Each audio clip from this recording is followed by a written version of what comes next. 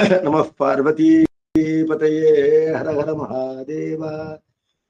தென்னாடுடைய சிவனே போற்றி, நாட்டவர்க்கும் இறைவா போற்றி. சித் சபேஷா சிவசிதம்பரம் சிவகாமியை ஜெகதம்பிகே. திருச்சிற்றம்பலம். பேசும் பொருளுக்கு இலக்கிதமாம் பேச்சிறந்த மாசில் மணியின் மணி வார்த்தை பேசி பெருந்துறையே என்று பிறப்பறுத்தேன் நல்ல மருந்தின் அடியின் மனத்தே வைத்து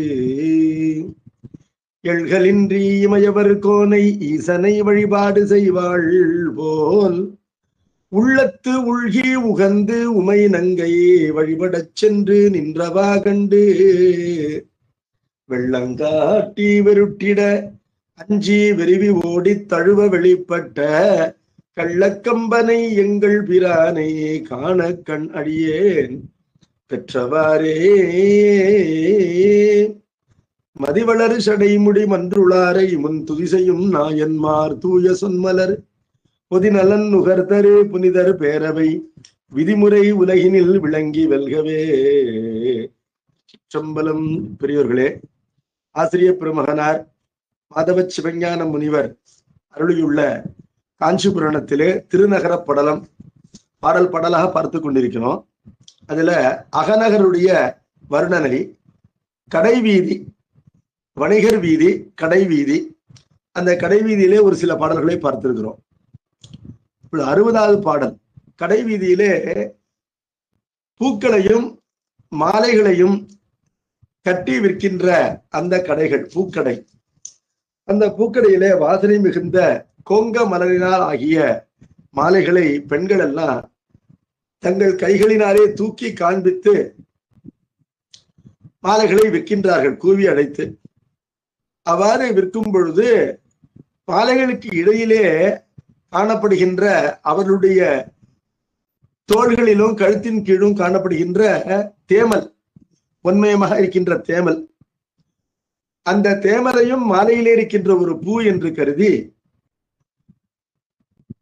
அந்த தேமல் என்பது பொன்மயமான வட்டம் போல இருக்கும். அவ்வாறு இருக்கின்ற பூ வேங்கை மலருடைய பூ. அது வாசனை இல்லாத பூ. வேங்கையினுடைய பூவினை வண்டு மொய்க்காது என்ற கருத்து திருக்கோவையாரிலே சொல்லப்பட்டிருக்கின்றது. சேட்படை என்று ஒரு அதிகாரம். அந்த அதிகாரத்திலே தலைவன் இயற்கை புணர்ச்சியினால் தான் எய்திய தலைவியை மீண்டும் பாங்கீர் கூட்டத்தினால் பெற விரும்புகின்றான். அதாவது தோழியின் துணையினாலே அவளை மீண்டும் கண்டு கூட விரும்புகின்றான். அதற்கு ஒரு தழையினை உண்டாக்கி, தழை என்பது என்னன்னா ஒரு அலங்கார வஸ்திரம், காட்டிலே பூக்கின்ற பூக்களினாலோ இளம் தளிர்களினாலோ ஒரு துப்பட்டா மாதிரி செய்யப்பட்ட வஸ்திரம். அதனை தலைவன் தன் கையினாலேயே அன்பு மிகுதியினால தைத்து எடுத்துக்கொண்டு இதனை தன் அன்பின் அடையாளமாக தலைவிக்கு நீ தர வேண்டும் என்று தோழியிடம் கொடுக்கும் பொழுது அந்த தழையிலே பெருமானுக்கு சாத்தக்கூடிய குவளை மலர்கள் சேர்க்கப்பட்டிருப்பதை கண்ட அந்த தோழியானவள், நாங்கள் எல்லாம் குறப்பெண்கள், பெருமானுக்குரிய மலர்களை நாங்கள் சூட மாட்டோம், நாங்கள் வாசனை இல்லாததும் சுணங்கோடு கூடியதும் எங்கள் வீட்டிலும் வாசலிலும் தோட்டத்திலும் நிரம்பி காணப்படுகின்ற வேங்கை மரத்தினுடைய பூக்களால் ஆகிய கன்னிகளைத்தான் சூடுவோமே அல்லாமல் தியாகராஜாவுக்கு போட்டியாக, நடராஜாவுக்கு போட்டியாக இந்த வாசனை மலர்களை நாங்கள் சூட ஆசைப்பட மாட்டோம். அந்த அளவு உயர்ந்த பக்தி.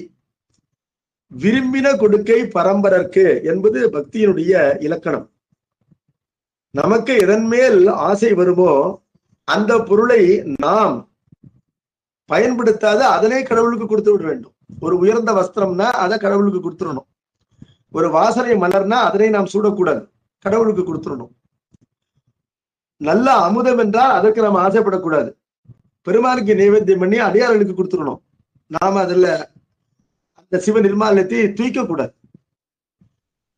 இவ்வாறு பக்தி செய்கின்ற மக்கள் நாங்கள் என்பதனால நாங்கள் வேங்கையினுடைய சுணங்கலர் கூட்டுவோமே அல்லாமல் பெருமானுக்குரிய அனங்கலர் தெய்வத்தன்மை பொருந்திய அந்த குவளை மலரை சூடிக்கொள்ள மாட்டோம்.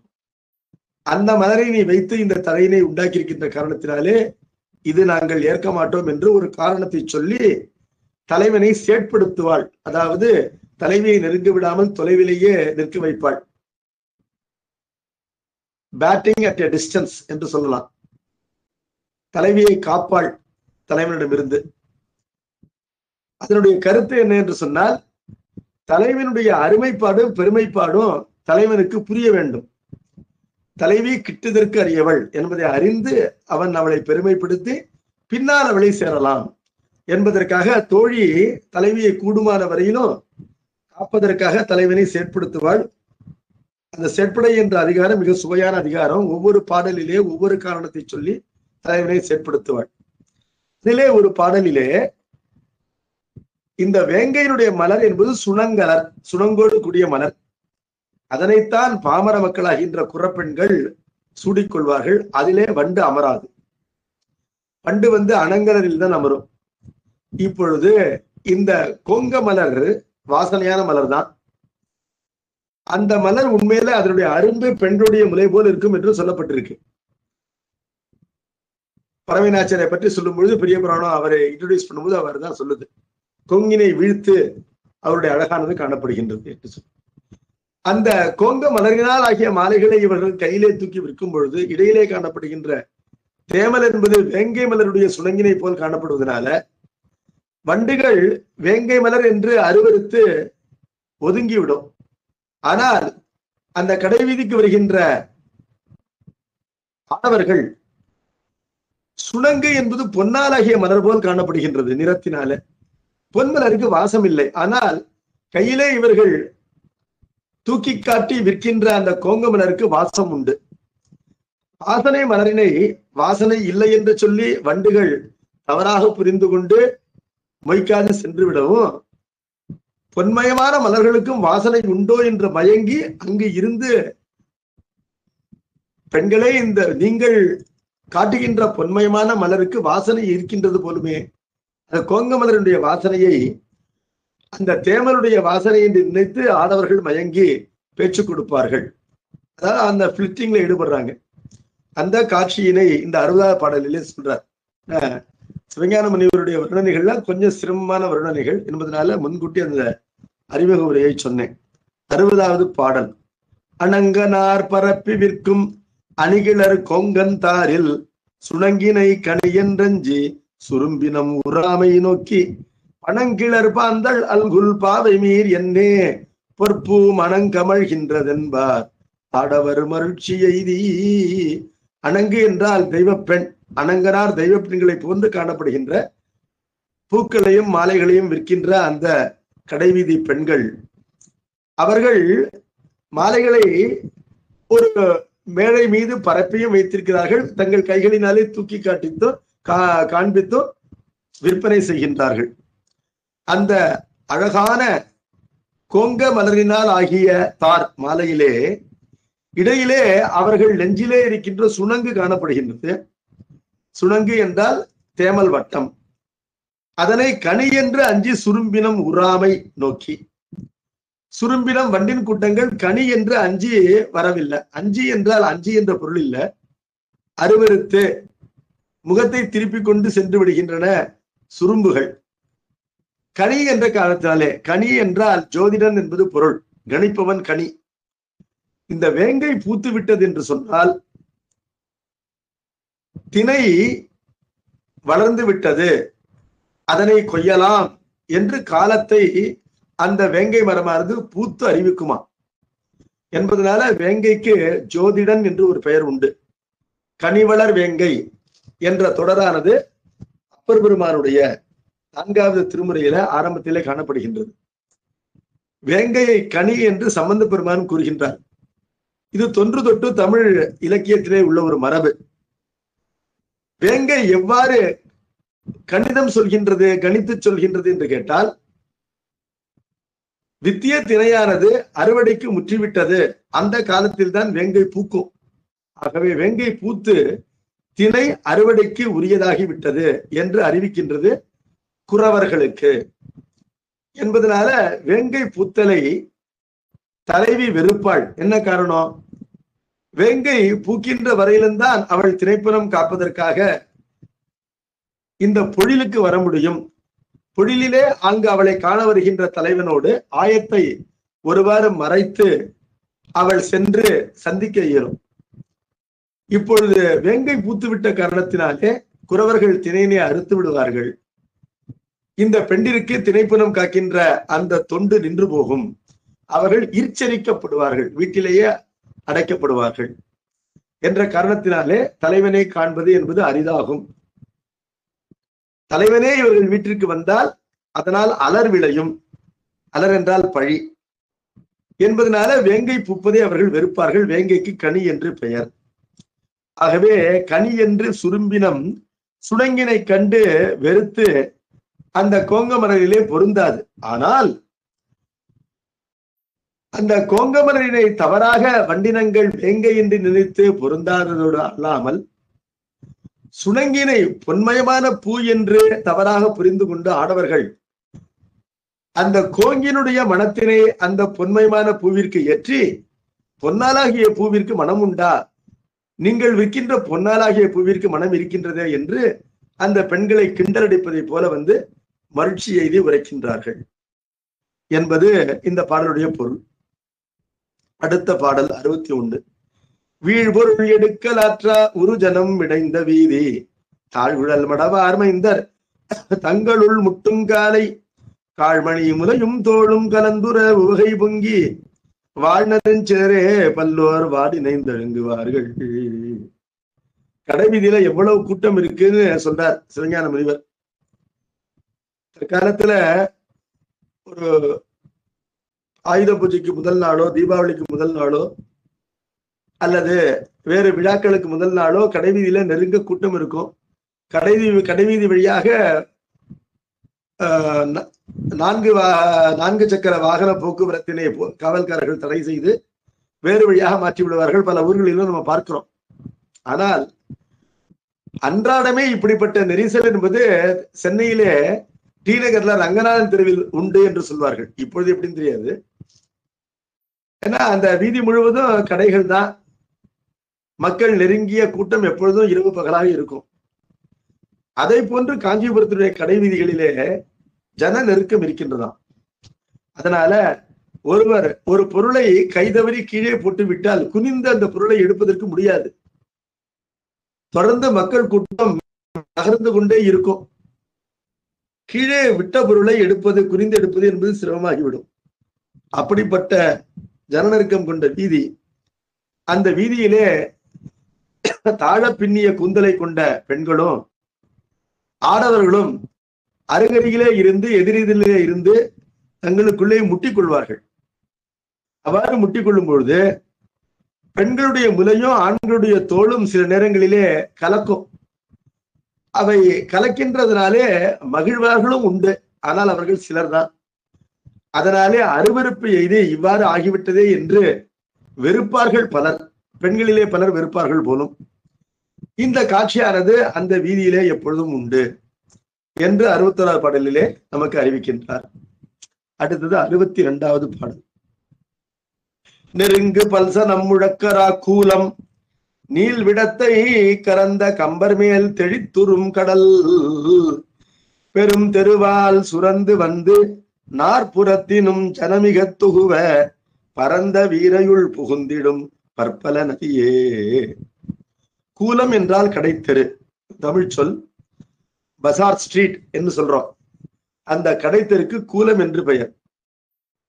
நிரம்ப ஜனங்கள் நெருங்கி இருப்பதும் விற்பவர்களும் வாங்குவர்களும் இடையராது பேசிக்கொண்டே கூவிக்கொண்டே இருக்கின்ற காரணத்தினாலே ஓயாது ஒலித்துக் கொண்டே இருப்பதுமாகின்ற கூலம் கடைத்தெரு அது சமுத்திரம் போல் இருக்கின்றது. எப்படின்னு கேட்டா, நீல நிறமாகின்ற விஷத்தினை அந்த சமுத்திரத்திலிருந்து எடுத்து தன்னுடைய கழுத்திலே மறைத்து வைத்துக் கொண்டிருக்கின்றார் ஏகம்பநாதர். விஷமா இருந்தாலும் சமுத்திரத்திற்கு அது ஒரு மகவு. அந்த பிள்ளையை எடுத்துக்கொண்டு போய்விட்டார் கம்பர் என்பதனால அவர் மீது ஆரவாரித்துக் கொண்டு என் குழந்தையை என்னிடம் தாருங்கள் என்று அவரை வளைத்துக் கொண்ட கடலை போல பேரொலியோடு கூடியிருக்கின்ற இந்த கடைவீதி காணப்படுகின்றது. கடைவீதிக்கும் சமுத்திரத்திற்கும் ஒற்றுமை என்னன்னு சொன்னா ஒலி ஒற்றுமை. சமுத்திரம் எப்பொழுதும் ஒலித்துக் கொண்டே இருக்கும், கடைவீதியில எப்பொழுதும் ஓசை இருந்து கொண்டே இருக்கும். சரி, இப்பொழுது பலவிதமான தெருக்கள் வழியாக ஜனங்கள் அங்கு வந்து சேர்கிறார்கள். கடைவீதிக்கு மக்கள் வருவது எப்படி வராங்க? ஆகாசத்திலிருந்து வரல. அவர்கள் கடைவீதியை சுற்றி நாற்புறத்திலும் இருக்கின்ற சிறிய பெரிய தெருக்களின் வழியாக தான் கடைவீதிக்கு வந்து சேர்கின்றார்கள். தெருவால் என்றால் தெரு வழியாக. அவ்வாறு நாற்புறத்திலே இருக்கின்ற தெருக்களின் வழியாகவும் பல ஜனங்கள் வந்து இந்த கடைவீதியிலே வரிசையா வந்து சேருவதை பார்ப்பது பல திசைகளிலிருந்தும் சமுத்திரங்கள், பல திசைகளிலிருந்தும் நதிகள் நடுவிலே இருக்கின்ற சமுத்திரத்திலே வந்து சேருவதை போல அந்த காட்சி இருக்கின்றது.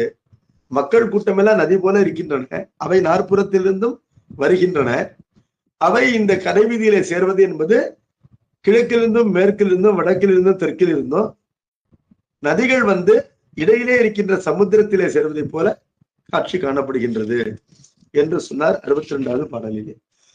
அடுத்த பாடல் ஏனைய வீதிகளை பற்றி சொல்றார். கடைவீதியை நன்றாக சொல்லி ஆயிற்று. கடைவீதி தவிர மற்ற வீதிகள்லாம் இருக்கின்றன இல்லையா? கடைவீதியை சுற்றி கடைவீதியிலிருந்து ஊருக்குள் போகின்ற வழியிலே என்று பல வீதிகள் இருக்கின்றன.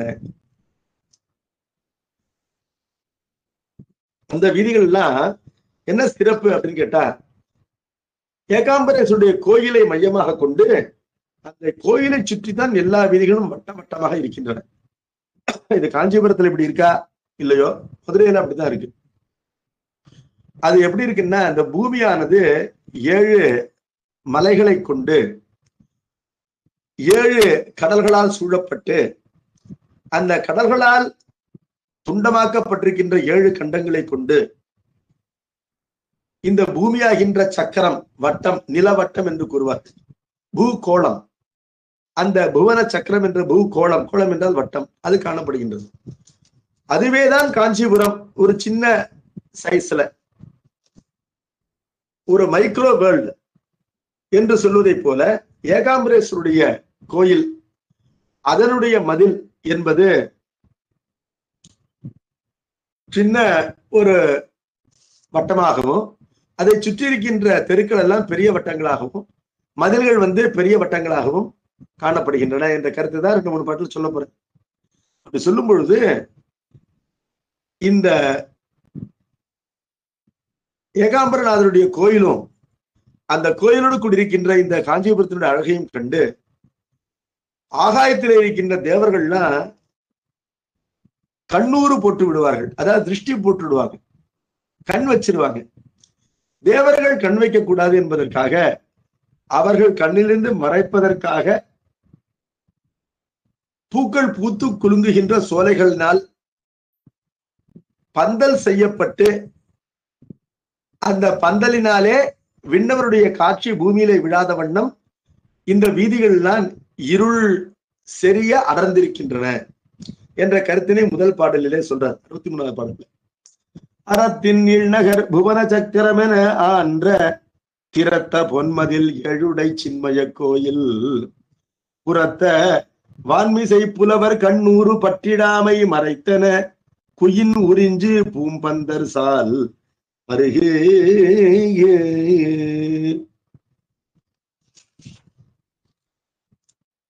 7 மதில்கள் சூழ்ந்து 7 கடல்களால் சூழப்பட்ட நிலவட்டம் போல விளங்கும் ஏகாம்பரநாதருடைய திருக்கோயிலுக்கு தேவர்கள் திருஷ்டி போட்டு விடக்கூடாது என்று அவர்கள் கண்ணில் இருந்து அந்த கோயிலை மறைத்ததை போல மேகங்கள் தவழ்கின்ற பூம்பந்தல்கள் நிறைந்த வீதிகள் சூழ்ந்திருக்கின்றன என்பது பொருள். அதாவது வீதிகளிலே இருக்கின்ற சோலைகளிலே பூத்திருக்கின்ற பூக்களினாலே வீதிகள் தோறும் பூம்பந்தல் போட்டதை போலவும் அந்த பூம்பந்தலிலே இருக்கின்ற இடுக்கினை எல்லாம் மறைப்பதை போல அதனை நன்றாக வேய்ந்ததை போல மேகங்கள் வந்து அவற்றின் மீது தங்குகின்றன என்பதனால ஏகாம்பரேஸ்வரர் கோயில் என்பது தேவர்கள் பார்க்க முடியாதபடி மறைக்கப்பட்டு விட்டது என்ற கருத்தினை இந்த பாடலிலே சொல்றார். சின்மய கோயில் என்று ஏகாம்பரேஸ்வருடைய கோயிலை சொல்றார். சின்மய கோயில் என்றால் ஞானமயமான கோயில் என்பது பொருள். அந்த கோயிலை சுற்றி இவ்வாறு வீடுகள் எல்லாம் சோலைகளினாலே மேகங்கள் மூடப்பட்டு தேவர்கள் அந்த கோயிலை காண முடியாத வண்ணம் மறைத்து விடுகின்றன என்று சொன்னார். மகர பொற்குழை பிராந்தளி சூழ்மதில் குரடும் நகரச் சீரையில் சுற்றும் மாளிகை நிறையாரும் திகழச் சூழ் திரு ஆரிடை வெளியுமாய் சிவன் தேர் சகடத்தேருடை சகடமற்றொன்றன தயங்கும். மகர பொற்குழை பிரான் தளி, தளி என்றால் கோயில். மகர பொற்குழை பிரான் மீன் வடிவத்திலே இருக்கின்ற பொன்னால் ஆகின்ற குழையினை தன்னுடைய வலது காதிலே அணிந்திருக்கின்ற சிவபெருமான், அவருடைய கோயில் ஏகாம்பரேஸ்வருடைய கோயில். அந்த கோயிலை சூழ்கின்ற மதில் இருக்கே, கோயிலுக்கு ஒரு மதில் உண்டு நாற்புறமும். அந்த மதில் என்பது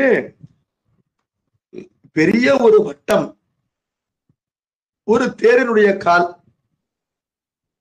வட்டமான ஒரு கால் வீல். அதன் நடுவிலே ஆரங்கள் வந்து பொருந்துகின்ற ஒரு சிறு வட்டம் இருக்கும். அந்த சிறு வட்டத்தை குரடு, பிவட் என்று சொல்வார்கள், சென்டர் பாயிண்ட். அதுவும் ஒரு சின்ன வட்டமா இருக்கும். அந்த வட்டத்தினை என்ன பண்ணுவாங்க, தேர்காலாகின்ற அந்த பெரிய வட்டத்தினுடைய பல பகுதிகளில் இருந்து ஆரங்கள் புறப்பட்டு வந்து இந்த மையப்பகுதியில சேரும். சேருகின்ற இடம் ஒரு சிறு வட்டமா இருக்கும். அதனை குரடு என்று பாடல் சொல்கின்றது. தற்காலத்துல குடம்னு சொல்லுவாங்க. அது வந்து ஸ்தபதிகள்லாம் என்ன காரணம்னா, தேர் பண்றவங்க தேர்கால அந்த நடுப்புற இருக்கிற அச்சாணி செல்கின்ற அந்த சென்டர் பாயிண்ட் இருக்கே, சென்டர் ஆஃப் தி சர்க்கிள், அதனை ஒரு தங்கமயமான குடத்தினாலே மூடி வைப்பார்கள். அதனால அதுக்கு குடம் என்று பெயர். இப்பொழுது அதை போல எது இருக்கு அப்படின்னு கேட்டா, ஏகாம்பரேஸ்வரர் கோயிலை சுத்தி இருக்கிற மதில் என்பது இந்த பெரிய வட்டத்தினுடைய மையப்பகுதியாகின்ற சென்டர் பிவட்டல் பாயிண்ட், அச்சாணி சுருகின்ற இடம், அந்த குடம் என்ற குரடு போல் இருக்கின்றது. நகரச் சீரையில் சுற்று மாளிகை நிறையாரும். இந்த ஊருக்கு ஒரு பெரிய மதில் இருக்கு, ஊரை சுற்றி ஒரு மதில் இருக்கு. அந்த மதில் இருக்கின்றதே, அது அந்த தேர்காலுடைய வெளிவட்டம், பெரிய வட்டம் போல கோயில் மதிலை விட அது பல மடங்கு நீளமான வட்டமாக இருக்கின்றது. இப்பொழுது இந்த குரடிற்கும் அந்த சுற்று வட்டமாகின்ற அந்த வட்டத்திற்கும் இரண்டையும் இணைப்பனவாக பல ஆரங்கள் இருக்கின்றன. அந்த ஆரங்கள் என்னன்னு கேட்டா, கோயிலுக்கும் கோயிலை சுற்றி வரிசை வரிசையாக வட்ட வட்டமாக வீதிகள் தோறும் இருக்கின்ற மாளிகைகள், மாட மாளிகைகள், அந்த மாளிகைகள் தான் ஆரங்கள் போல் வரிசையாக காணப்படுகின்றன. எப்பொழுதுமே வீதியில வீடுகள்லாம் வரிசையா தான் இருக்கும் என்பதனால ஆரம் போல் காணப்படுகின்றன. சரி, வீதிகள் என்பன என்ன? இரண்டு வரிசையான மாளிகைகளுக்கு இடையிலே இருக்கின்ற பகுதி தானே வீதி. ஆகவே வீதி என்பது ஆரங்களுக்கு இடையில இருக்கின்ற ஸ்பேஸ் மாதிரி காணப்படுது. கரெக்ட் தானே? ஒரு வட்டத்திலே ஆரங்கள் காணப்படும், ஆரங்களுக்கு இடையிலே வெற்றி வெளி காணப்படும். அந்த வெற்றி வெளி என்பன வீதிகள். வீதிகள் எவ்வாறு காணப்படுகின்றன? சரி, இப்பொழுது இந்த காஞ்சிபுரம் என்ற இந்த பெரிய வட்டம் இருக்கின்றது. இந்த வட்டம் முப்புறங்களை இறைவன் எரித்த பொழுது அவருடைய தேர் சகடம், சகடம் என்றால் அந்த கால் சக்கரம், அந்த தேர் சக்கரமாக இருந்தவர்கள் சூரிய சந்திரர்கள். அதிலே சூரியன் தான் முக்கியமானவர். அப்ப சிவன் தேர் சகடம் என்று சொன்னால் பரமேஸ்வருடைய தேருக்கு சக்கரமாக இருக்கின்ற அந்த சூரியன், அந்த சூரியனுடைய தேருக்கு இன்னொரு சக்கரம் பூமியிலே இருக்கின்றது ஸ்டெப்னியாக. இதை சூரியன் பின்னால் பயன்படுத்தலாம் என்பதை போல காஞ்சிபுரம் அமைந்திருக்கின்றது. எப்படின்னா, சூரியனுடைய தேருக்கு ஒரு கால் தான், ஒரே சக்கரம். அதை பற்றி திருக்குவேரர் சொல்லும் பொழுது, தலைவனை பிரிந்திருக்கின்ற தலைவி இரவு நேரத்திலே அந்த பிரிவு ஆற்றாமையினாலே துன்புறுகின்றாள். விடியாதா என்று அவள் கருதி கொண்டிருக்கின்றாள். அப்பொழுது ஒரு பாடலிலே நம்முடைய குருநாதர் கூறுகின்றார், இவருடைய இந்த இரவுரு துயரத்தினை தீர்ப்பதற்கு சூரியன் உதிக்க வேண்டும். சூரியனோ ஒற்றை சக்கரத்திலே ஒரு வண்டியை ஓட்டுகின்றான். அந்த வண்டியை 7 குதிரைகள் இழுக்கின்றன. ஒற்றை சக்கரத்தினால் ஆகின்ற தேரினை. அதனுடைய பாகன் இருக்கின்றானே அருணன் என்று பெயர். அவனுக்கு 2 கால்களும் கிடையாது. காலற்றவன் அவன், அருணன் என்பவன். இப்பொழுது இந்த இந்த தேரினை ஓட்டி அவன் 7 கடல்களையும் 7 மலைகளையும் தாண்டி இந்த ஓட்ட தேர், ஒற்றை கால் கொண்ட தேர், அதனை ஓட்டிக்கொண்டு மீண்டும் நம் ஊருக்கு வந்து காட்சி தர வேண்டும் என்று சொன்னால் அதற்கு எத்துணை நேரம் பிடிக்கும். அத்துணை நேரம் இவள் இரவு முழுவதும் கஷ்டப்படுவாளே என்ற அந்த வருத்தப்பாடானது ஒரு திருக்கோவிலிலே காணப்படுகின்றது என்பதனால சூரியனுடைய தேருக்கு 1 சக்கரம் என்று தெரிகின்றது. அப்ப அந்த சக்கரத்துல ஏதாவது பிரச்சனை வந்துருச்சுன்னா அதுக்கு இன்னொரு சக்கரம் ஒண்ணு ஸ்டாண்ட் பையா இருக்கணுமா வேண்டாமா? அதுதான் இது. பூமியிலே அந்த சூரியன் வைத்திருப்பதை போல காஞ்சிபுரம் காணப்படுகின்றது என்று கூறுகின்றார். சிவன் தேர் சகட தேருடைய சகடம் மற்றொன்றென தயங்கும் என்றால் விளங்கும் என்பது பொருள். அடுத்த பாடல்.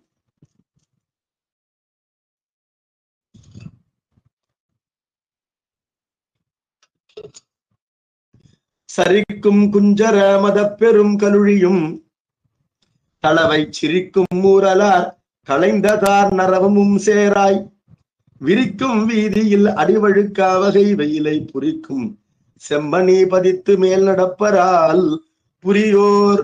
புரியோர் என்றால் காஞ்சிபுரத்திலே வாழ்கின்ற மக்கள்.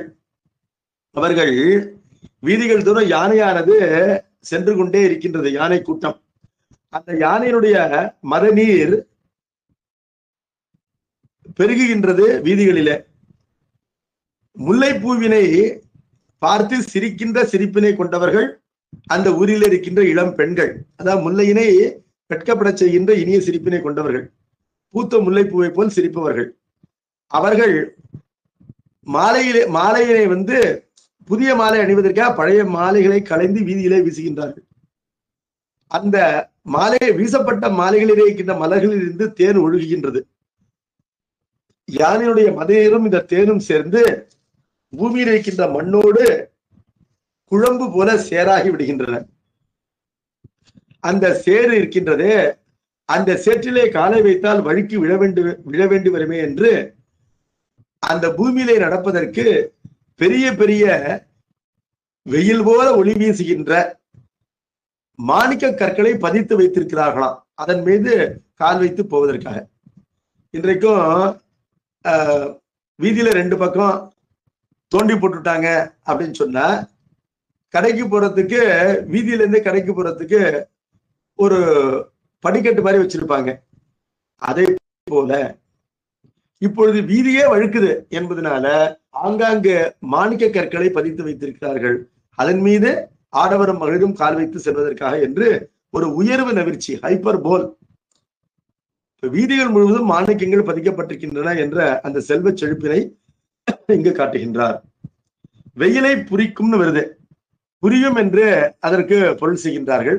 ஸ்புரிக்கும் அப்படி என்பது வடமொழி சொல். ஸ்புரித்தல் என்றால் சட்டென்று தோன்றுதல். அப்ப அந்த பூமியிலே பதிக்கப்பட்டிருக்கின்ற மாணிக்க கற்கள் உச்சி வெயிலிலே ரிஃப்ளெக்ட் பண்றதுனால டக்குன்னு பார்க்கும்போது சூரியனோ என்று எண்ணும்படியா இருக்கு, செஞ்சுடர் வீசுகின்ற அந்த மாணிக்க கற்களை பார்க்கும்போது.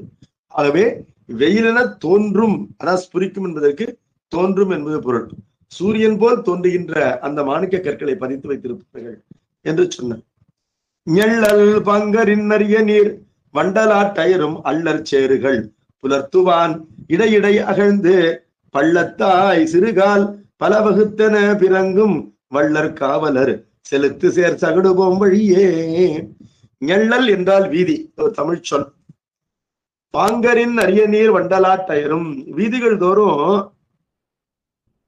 பெண்கள் வண்டலாட்டயர்கின்ற அல்லற்சேறுகள் அப்படின்னா என்ன அர்த்தம்னா,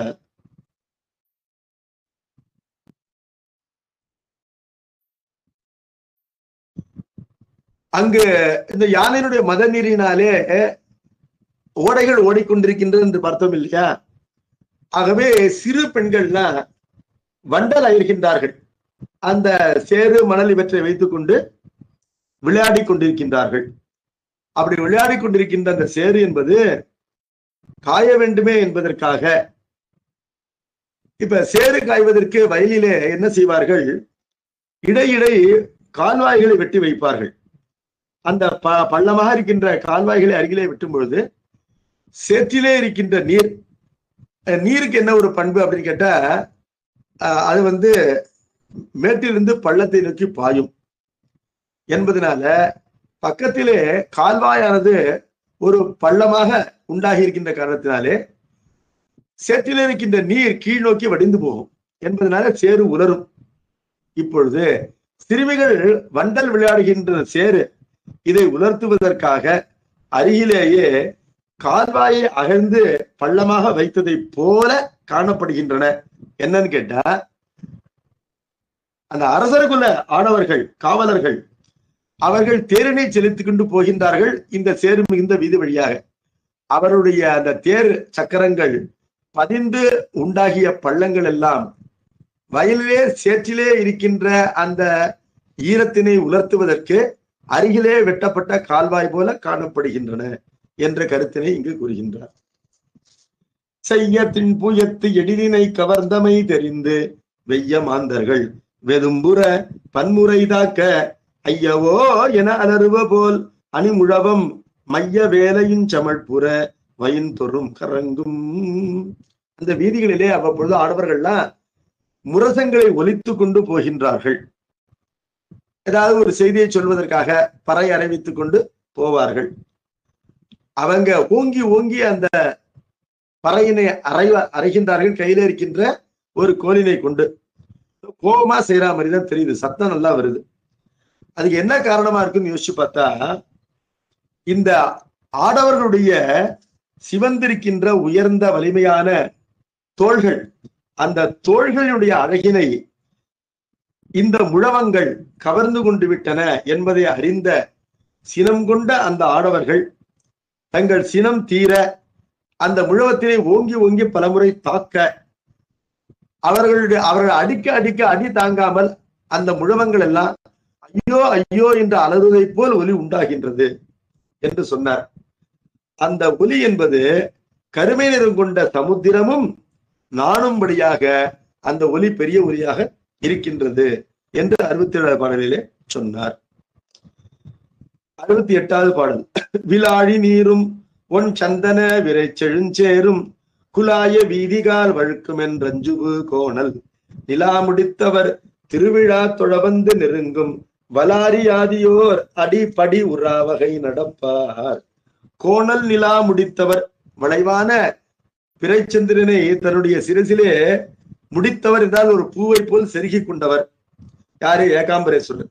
அவருடைய திருவிழா தொழவந்து, அவருடைய பங்குனி உத்திர திருவிழாவிலே வழிபடுவதற்காக வந்து நெருங்கும் வலாரியாதியோர், வீதிகள் தோறும் நெருங்குகின்ற வலாரி, வலன் என்ற அசுரனுக்கு பகைவன் இந்திரன். அந்த கதை நான் ஏற்கனவே உங்களுக்கு சொல்லியிருக்கேன். அந்த இந்திரன் முதல் தேவர்கள்லாம் பூமியில கால் படாமலே வந்து வணங்கி விட்டு போகிறார்கள். இது அவர்கள் தேவர்கள் என்பதனால பூமியிலே கால் தோயவில்லை என்று நினைக்க வேண்டாம். அவர்கள் யானை மற்றும் குதிரையினுடைய விளாழி என்கின்ற வாய் நுரை நீர், அந்த வாய் நீரும் எச்சிலும் பெண்களுடைய முகத்தில் இருந்தும் கழுத்தில் இருந்தும் தோள்களில் இருந்தும் அவர்கள் சிதறிய அந்த சந்தனத்தினுடைய சேரும் சேர்ந்து இந்த வீதியிலே மிகுந்த வழவழப்பு இருக்கின்றது. நமக்கு ஆகாசத்திலே நடந்த பழகின நாம் வழுக்குகின்ற இந்த பூமியிலே காலை வச்சா வழுக்கி விழுந்துருவோம்னு அஞ்சி கொண்டுதான் நிலத்திலே கால் தோய்வால் வருகின்றார்களே அல்லாமல் நாங்கள் தேவர்கள் என்ற இருமாப்பினாலே அவர்கள் வருகின்றார்கள் என்று கருதக்கூடாது. உண்மையில அவங்களுக்கு காஞ்சிபுரத்தில் நடந்து பழக்கம் இல்லை என்பதனால அஞ்சியபடி கால் பூமியிலே படாமல் வந்து வணங்குகின்றார்கள் என்று கூறினார். புரசைத்தின் களிறு உலாத்தரும் பொலஞ்சுடரும் அருகில் பரசப்போதரும் மன்னவர் பனிமுடி நெருக்கின் அரசப்பன்மணி தெரித்து வீழ்ந்திமைப்பன அவியா முரசப் பேரொலி அதிர்ப்பினில் உக்க மூது உடுப்போல். உடு என்றால் விண்மீன், நட்சத்திரம்.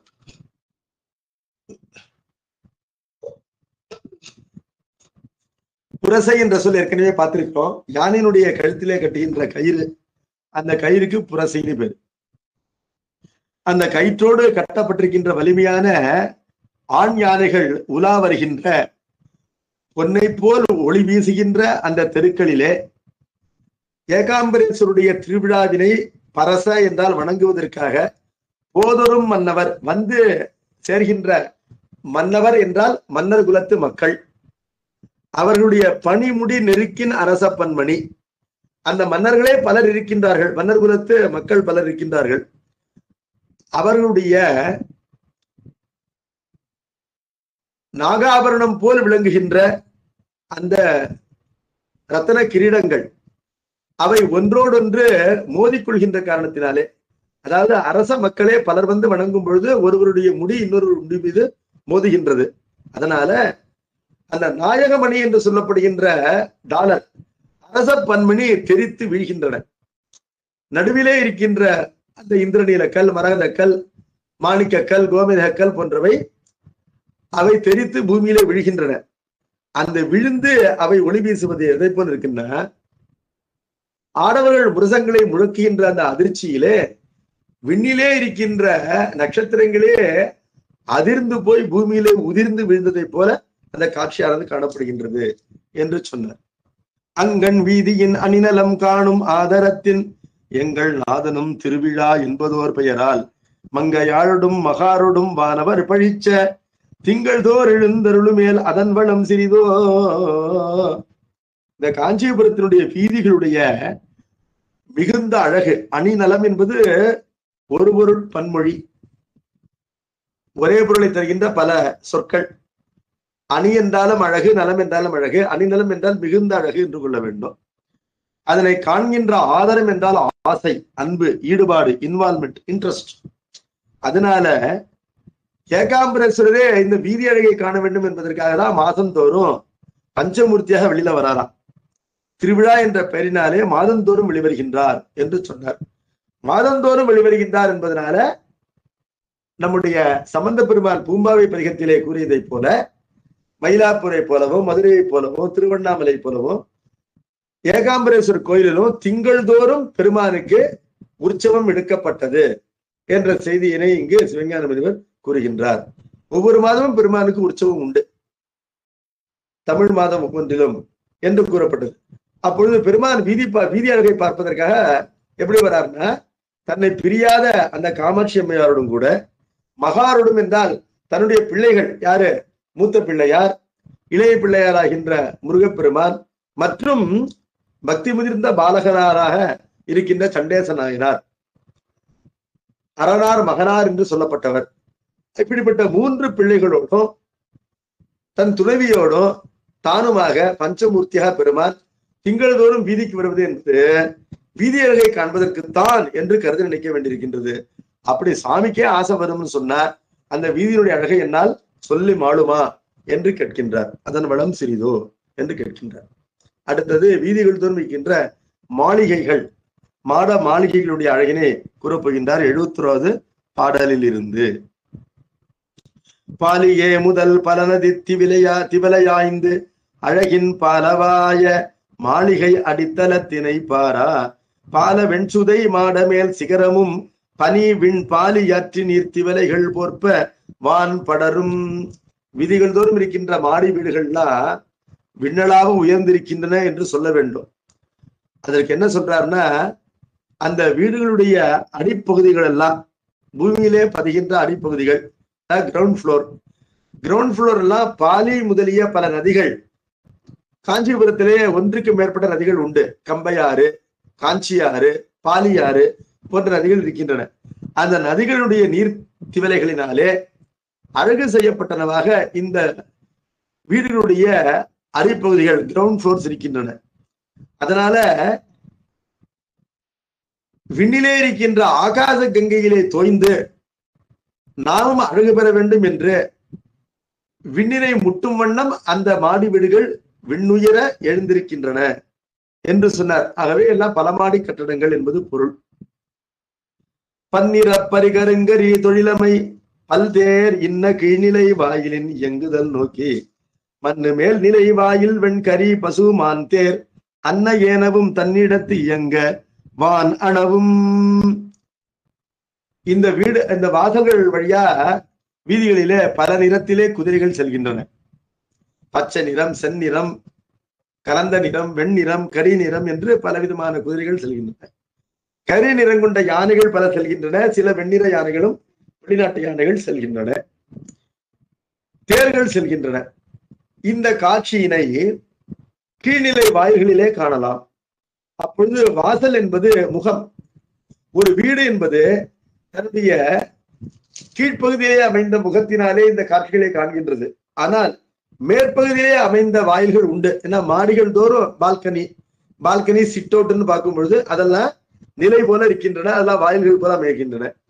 அப்பொழுது உயரத்திலே இருக்கின்ற மாடி, அந்த மாடியிலே அந்த காட்சி காண முடியாது என்பதற்காக அந்த மாடிகள் எந்த அளவிற்கு வளர்கின்றன என்று சொன்னால், ஆகாயத்திலே இந்திரன் எந்த வெள்ளை யானை மீது ஊர்ந்து செல்கின்றாரோ அந்த யானையையும், சூரியன் எந்த 7 நிற குதிரைகளை கொண்டு தன் தேரினை செலுத்துகின்றாரோ அந்த குதிரைகளையும், அவருடைய தேரையும், ஏனைய விண்ணவருடைய விமானங்களையும் வாகனங்களையும் பார்க்க வேண்டும் என்ற ஆசையிலே விண்ணுற வளர்ந்ததை போல மாளிகைகள் காணப்படுகின்றன என்று சொன்னார். அடுத்தது 73வது பாடல்.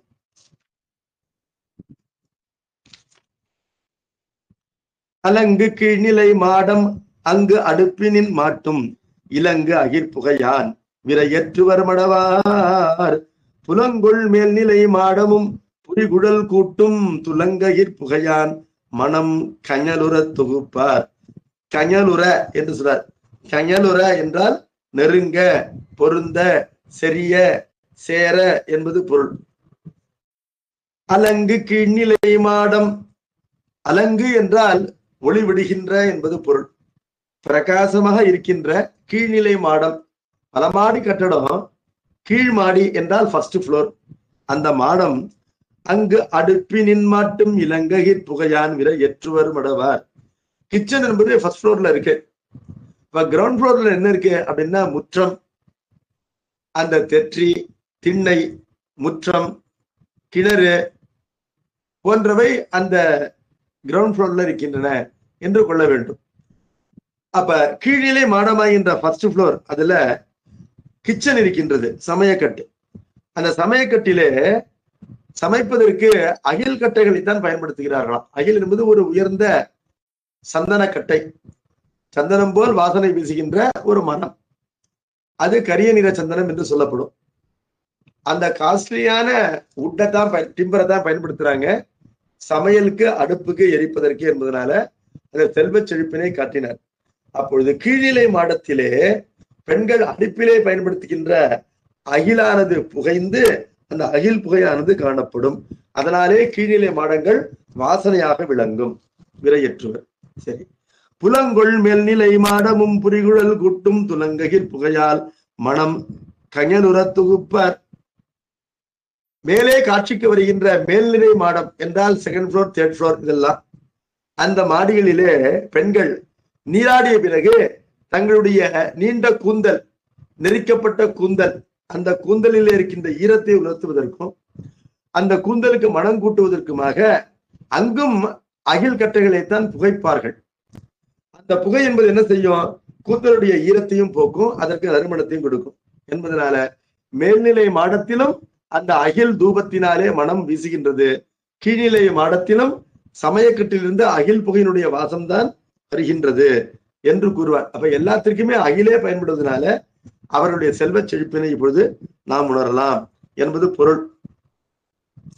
இரு சுடர் பெரும் சிலைகளின் இயன்ற மாளிகைகள் உருகு வெங்கதிரு தடவர சுடுக நல்லுமிழும் அருகு தன்கதிரு தடவர குளிர்பு நல் அளிக்கும் மருவினோர் குணம் பிடிபடல் வையகத்து இயல்வே.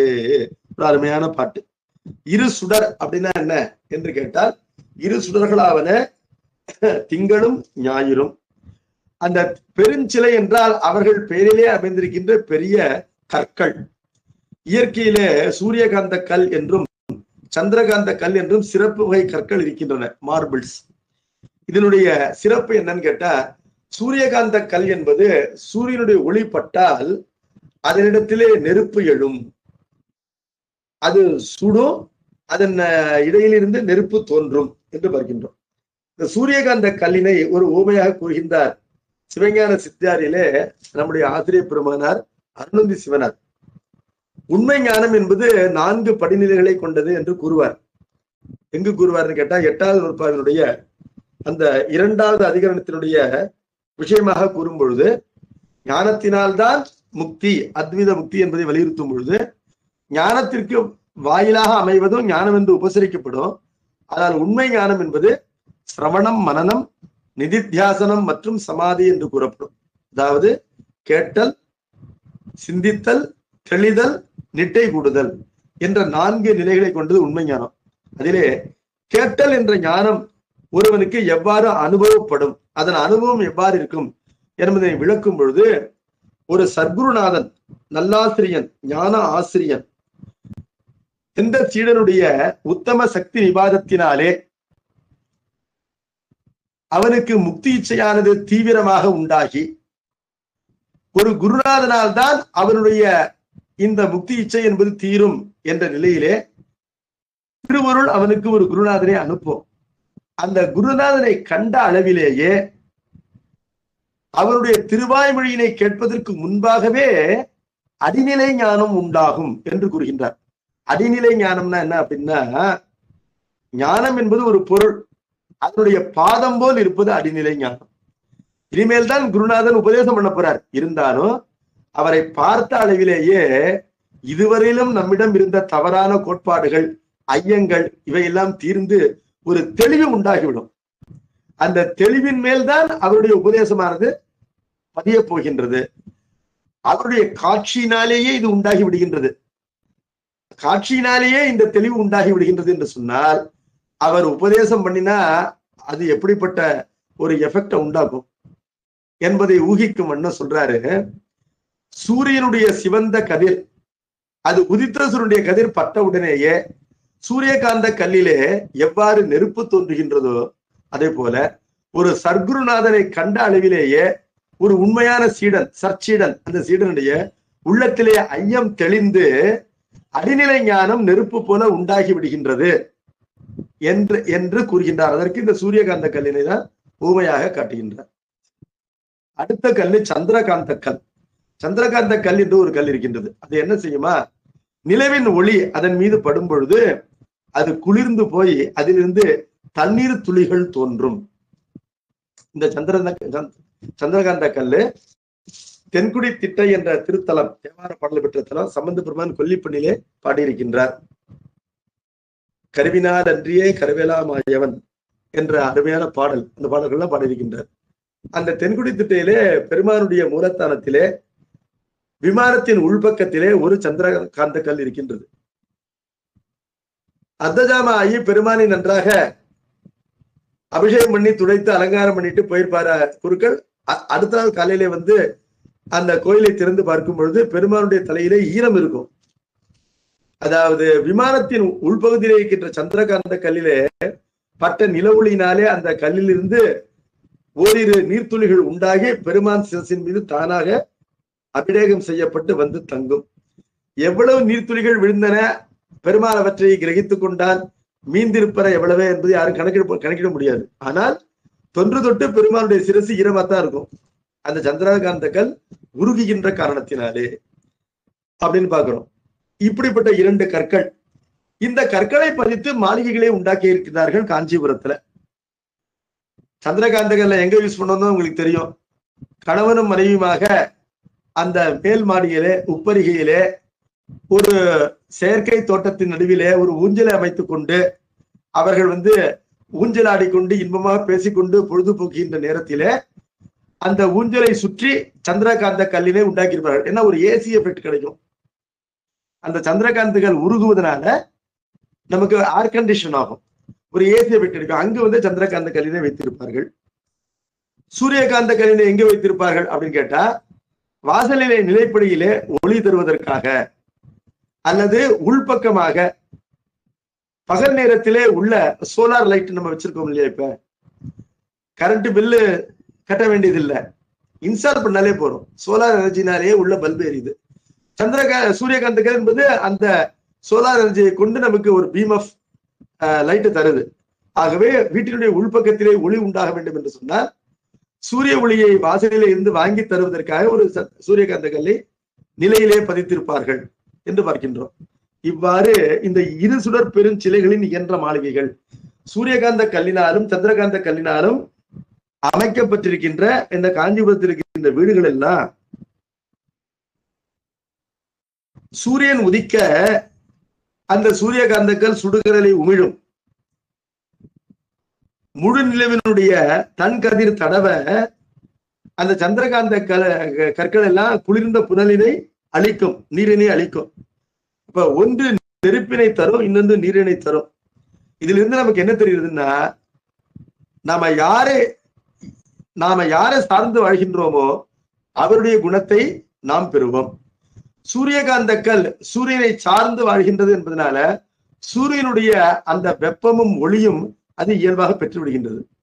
சந்திரகாந்தக்கல் சந்திரனை சார்ந்து வாழ்வதனால அது திங்களுடைய குளிர்ச்சியையும் தன்மையும் அந்த நீரினையும் பெற்று வாழ்கின்றது என்று கூறுகின்றார். மருவினோர் குணம் பிடிபடல் வையகத்து இயல்பே.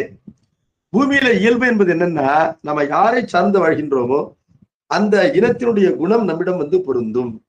சார்ந்ததின் வண்ணம் மனிதர்கள் இருப்பார்கள். இது சார்ந்ததின் வண்ணம் மனிதர்கள் வந்து அமைவார்கள் என்பது ஒரு பொது உண்மை. இந்த பொது உண்மையை இங்கு சூரியகாந்த கல்லிலும் சந்திரகாந்த கல்லிலும் வைத்து சிறப்பாக விளக்கின்ற காரணத்தினால இந்த அணிக்கு வேற்று பொருள் வைப்பணி என்று பெயர். வடமொழியிலே அர்த்தாந்தரன் ஞாசம் என்று கூறுவார். அதாவது ஒரு பர்டிகுலர் இன்ஸ்டன்ஸ் எடுத்துக்கொண்டு ஒரு ஜெனரல் ரூல் அதனை விளக்குவது, அதற்கு ஒரு எடுத்துக்காட்டாக அமைப்பது என்பது இந்த வேற்றுப்பொருள் வைப்பணி. இதிலே பெரிய கவிஞர்கள் வல்லவர்களா விளங்குவார்கள். வேற்றுப்பொருள் வைப்பணியிலே யார் வல்லவர்களோ அவர்கள் கவிஞர்களிலே பெரியவர்கள் என்று சொல்லப்படுவார்கள். வேற்றுப்பொருள் வைப்பணியை ஆங்காங்கு பயன்படுத்துவார் சேக்கிழார் பெருமான். இந்த உலகத்திலே நல்லவர்கள் எவ்வாறு புண்ணியத்தினாலே நல்லுலகங்களுக்கு செல்கின்றார்களோ அதனை போலவே தீயவர்கள் இறைவனுடைய அடியார்களை துன்புறுத்தி அதே வேகத்திலே விரைந்து நரகங்களுக்கு செல்வார்கள் என்ற உண்மைக்கு எடுத்துக்காட்டாக மூர்த்தி நாயனாரை துன்புறுத்திய அந்த கருநாடக வடுக மன்னன் அவன் வந்து மூர்த்தி நாயனார் மனம் விரும்பி அன்று இரவே உயிர் விட்டான் என்பதை காட்டுகின்றார். அந்த இடத்துல வேற்றுப்பொருள் வைப்பனையை பயன்படுத்துவார். வடமொழியிலே சிவமகிமை துதி, சிவமகிமை ஸ்தோத்திரம் என்று ஒரு அருமையான பாடல் இருக்கின்றது. 32 பாடல்கள் தான். அதிலே ஆங்காங்கு பல இடங்களிலே வேற்றுப்பொருள் வைப்பனையை அந்த புஷ்பதந்திரர் என்ற கவிஞர் பெருமான் பயன்படுத்துவார் என்று பார்க்கின்றோம். அதை இங்கு நம்முடைய ஆசிரியர் வந்து பயன்படுத்தி இருக்கின்றார். நம்முடைய ஆசிரியருக்கு தற்குறிப்பேற்றம் மிகவும் உள்ளத்திற்கு பிடித்த ஒரு அணி. இந்த இடத்தில் முதல் முறையாக அவர் வேற்றுப்பொருள் வைப்பனையை பயன்படுத்துகின்றார். இந்த வேற்றுப்பொருள் வைப்பணி எதை சொல்லுது அப்படின்னு கேட்டா, இந்த பாடல் திருக்குறள் 452 மாந்தருக்கு இனத்து இயல்பதாகும் அறிவு. மக்களுக்கு அவர்கள் எந்த இனத்திலே சென்று சேர்கிறார்களோ அந்த இனத்தினுடைய அறிவு வந்து அமையும் என்று கூறுகின்றார். அதுதான் மருவினோர் குணம் பிடிபடல் வையகத்து இயல்பு என்று இந்த பாடலிலே சொல்லப்பட்டது. அடுத்தது நெறித்த குந்தலார் மேல் நிலை சாளர கதவு திறத்தலும் தடைபடும் அகிர் புகையலாம் திரண்டு புறத்தின் ஏகுவ வழுதிதன் சிறைப்படும் புயல்கள் மறித்து விட்ட நாள் விரைந்து விண் சேரலை மானும் என்று 75வது பாடலிலே சொன்னார். இதுல அருமையான கதை சொல்றார். நமக்கு திருவிழார் புராணத்தை இங்கு நினைவு கூறுமாறு செய்கின்றார். நெறித்த குந்தலார் என்றால் நன்றாக பின்னப்பட்ட குந்தலை கொண்ட பெண்கள் மேல்நிலை சாளர கதவு திறத்தலும், அவங்க என்ன பண்றாங்க, வென்டிலேஷன் வேணுங்கிறதுக்காக மாடியிலே இருக்கின்ற சாளரம் என்றால் பலகணி, ஜன்னல், அந்த ஜன்னல் கதவுகளை திறந்து விடுகின்றார்கள். திறந்து விட்டோன்னு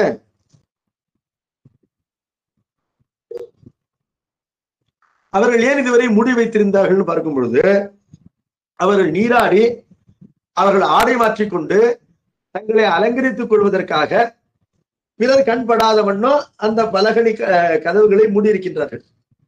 இப்பொழுது அவர்கள் ஆடையை உடுத்தி கொண்டு கூந்தலில் இருக்கின்ற ஈரத்தையும் உணர்த்துவதற்காக அயிர்கட்டைகளை புகைத்து தங்களை அலங்கரித்தும் கொண்டு விட்டார்கள் என்பதனால இனிமேல் வெளிக்காற்று உள்ளே வரலாம், வென்டிலேஷன் வேணும் அப்படிங்கிறதுக்காக இதுவரையிலும் மூடியிருந்த சாளரத்தின் கதவுகளை திறக்கின்றார்கள். திறந்தவுடனே உள்ளே அடங்கியிருந்த அகில் புகை என்பது வெளியிலே பறந்து ஒரு மேகம் போல செல்கின்றது.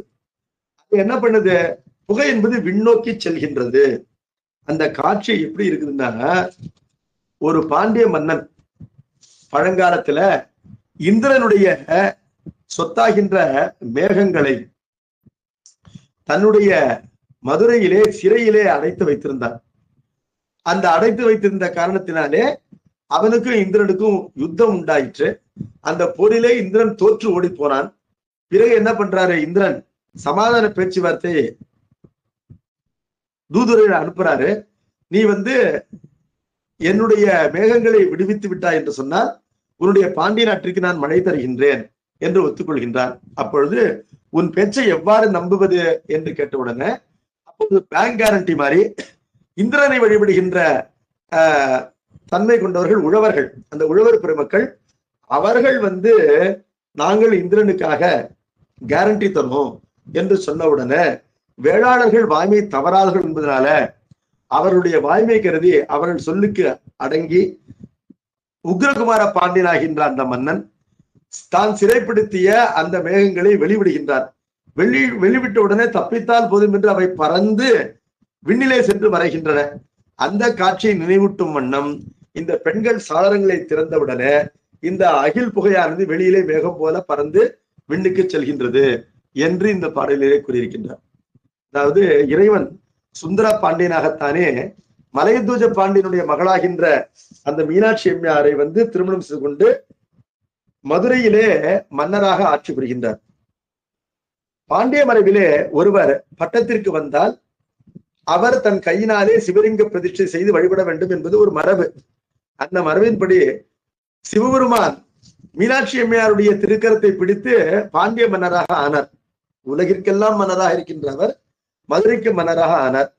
மதுரைக்கு மன்னராக ஆன உடனே அந்த சட்டத்தின்படி அவர் ஒரு சிவலிங்க பிரதிஷ்டை செய்து சிவபூஜை பண்ணணும் என்பதனால மீனாட்சியும் சுந்தரேச பெருமானுமாக மதுரையிலேயே நடுவூர் என்று சொல்லப்படுகின்ற அந்த இடத்திலே ஒரு மேற்கு நோக்கிய லிங்கத்தினை பிரதிஷ்டை செய்து வழிபட்டார்கள். அந்த திருக்கோயில் தான் இன்றைக்கு இம்மையிலும் நன்மை தருவார் திருக்கோயில் என்று மிகுந்த சிறப்போடு காணப்படுகின்ற ஒரு கோயில். அவ்வாறு பெருமான் ஆட்சி செய்கின்றான். விண்ணாளும் தேவர்க்கு மேலாய வேதியனாகவும் மண்ணாளும் மன்னவருக்கு மாண்பாகி நின்ற ரோல் மாடலாக ஒரு மன்னன் எவ்வாறு இருக்க வேண்டும் என்பதை காட்டுபவனாக தென்னனாக மீனவனாக கடவுளே அங்கு காட்சி தந்து விடைக்குடிக்கு பதிலாக கயற்குடியை ஏந்தி அறம் புரிந்து வருகின்றார். அப்பொழுது அவருக்கு யோகத்தினாலே முருகப்பெருமானே உக்ரகுமார பாண்டியனாக அவதாரம் செய்கின்றார்.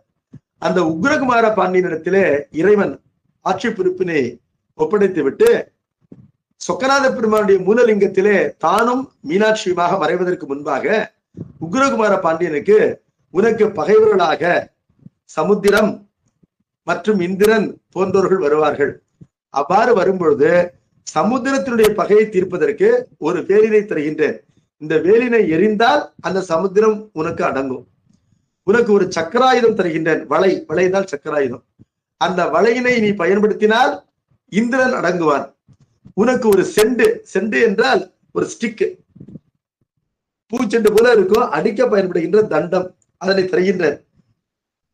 அதனை பயன்படுத்தினால் மேருமலை உனக்கு அடங்கும் என்று சொல்லி இந்த மூன்றையும் தகப்பனாக இருக்கின்ற சுந்தர பாண்டியன் தன் மகனாகின்ற உக்ரகுமார பாண்டியனுக்கு அளித்து விட்டு அவர் மூலத்தான லிங்கத்திலே மறைந்து விட்டார் என்று திருநாள் கூறுகின்றது. இப்பொழுது ஒரு காலத்திலே தமிழ்நாட்டிலே மிகுந்த பஞ்சத்தினாலே மழை பெய்யாது இருந்தது. அந்த மழை பெய்யாமைக்கு காரணத்தை அகத்தியர் கூறுகின்றார்.